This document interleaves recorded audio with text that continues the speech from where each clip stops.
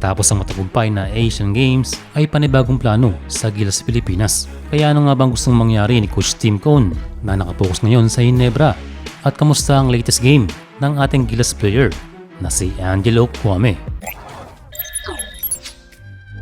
Sa mga nakarang games ni Angelo Cuame ay kanyang pinapakita na siya ay sulit na import. Hindi man ganun kahaba pa ang kanyang playing time, ang mahalaga ay meron siyang starting role.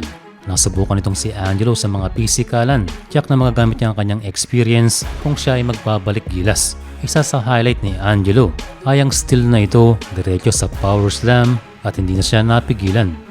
Ang isa pang maganda rito kay Angelo ay dala niya ang kanyang Filipino nationality sa Liga ng Pransya. Sana nga'y libre itong si Cuame sa mga darating na window and even sa Olympic qualifying tournament. Malaking bagay na magkaroon ng big man na naturalize, lalo na at hindi 100% si Kai Sotto, kaya ang best frontcourt natin sana ay ang tambalang Cuame at AJ Edu. Sa ngayong binibitin pa ang decision para kay Justin Brownlee ay technically ay wala pa tayong siguradong naturalize para sa Asia Cup qualifiers ngayong Pebrero. Kahit sa China ay wala pa ring balita na nakaantabay sa magiging decision para kay Brownlee. Hasta ngayon din ay wala pang permanente o siguradong next coach para sa ating national team. Nakipagpulong na ang SVP dito kay Coach Tim pero hindi pa rin napag-usapan o inoffer muli ang Gilas coaching position para sa kanya. And kung tatanungin si Coach Tim ay wala siyang eksaktong sagot kung siya ay babalik as head coach. For now ay kanyang tinitignan ng mga options kung ano nga ba ang mga next step ng Gilas. At ang isa sa kanyang tinitignan ay ang pag-hire ng isang full-time coach na tututok sa ating national team.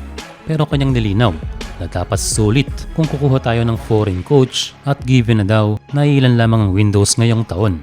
Well, kung iniisip ni coach ang budget, syempre kailangan nating mag-invest para sa future ng ating national team. Kaya walang masama kung kumuha ng isang European or American coach. Pero ang sigurado, hindi imposible na siya ay ma-offer muli o pabalikin ng SVP sa coaching job para sa ating Gilas Pilipinas. Pero ang good news naman na hindi tulad noon ay available na ang mga PBA players at mga Pinoy Asian import sa bansang Japan at Korea. Sa ngayon ang mahalaga ay unang makakuha ng head coach para masimulan at magpatuloy ang mga plano. At kung majority ng mga players ay interesadong mag-represent ay siguradong hindi tayo mauubusan ng mga players. Except nga lang sa naturalize.